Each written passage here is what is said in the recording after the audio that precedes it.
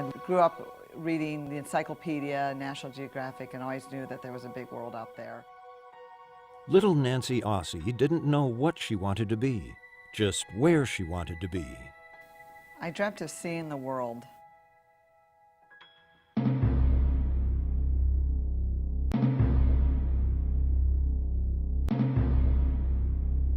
She did see the world, the worst of it, and Nancy Aossey took it on. Today in Santa Monica, California, at the International Medical Corps, CEO Nancy Aossey runs a global relief operation of 3,500 staff and thousands of volunteers. They've treated victims of war in Bosnia, hunger in Uganda, and earthquakes in Haiti. It's all a far cry from Cedar Rapids, Iowa, where Nancy first felt that wanderlust.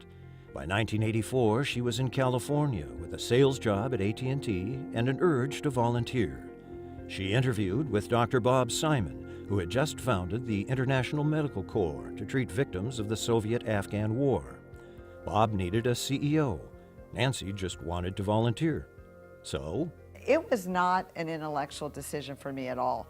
After I met Bob, and I learned about the organization, and I met the volunteers in the organization, I know it sounds crazy, but I just knew that's what I wanted to do with my life. With Nancy's can-do leadership, the International Medical Corps soon had audits and security systems and grant writers, and the credibility to attract donors. Bob Simon says Nancy showed another talent, recruiting people with hearts as big as hers. They so believe in what we do that it's almost as though it's a child of theirs. And that's what Nancy's been able to put together. That's her #1 achievement. Soon, Nancy and the Corps showed the world a different model for global relief. No one thought you could treat victims in war and at the same time train local caregivers. Who said you have to do one or the other and that you can only do them in certain environments? Well, that's what people were saying in the 80s, and we said, that's nonsense. The Corps' model succeeded in Afghanistan, and so Nancy set a risky new goal, Angola. She was led in blindfolded to get buy-in from rebel leaders, and the Corps eventually vaccinated 160,000 Angola children. Now the Corps went global. In 25 years, the International Medical Corps has provided $1 billion in assistance in 50 countries. And more importantly, 97% of its caregivers are locals trained to carry on. Nancy deserves to be celebrated. She is truly a hero in what she does and in what she's helped build. After decades in conflict zones, Nancy and the Corps are sought-after experts and something more. One colleague, Dr. Larry Brilliant, runs the Skoll Global Threats Fund and puts it this way. We don't want the only face that the rest of the world sees in America to be our military. We want the rest of the world to see the face of Nancy, of the International Medical Corps. It is our best values. That's who we are.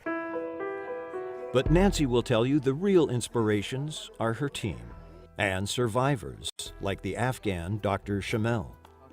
That's actually Dr. Shamel. And under the Taliban, Dr. Shamel lost her family, her medical practice. Nancy and the Corps found her huddled in a refugee camp. They recruited her, and this once shattered woman later told Nancy, and I was totally demoralized, no help, no hope, no control over my life, and now I'm a master trainer again, and I'm helping my Afghan sisters. So my life is worth living again. That's what Nancy does. She cares for the least and the most vulnerable amongst us. She's congruent with the aspirations of UCSF, the higher angels of UCSF. She's just doing what her mother and father taught her long ago. Reach out to those who have no friends. She left a promising career to help people we think have nothing.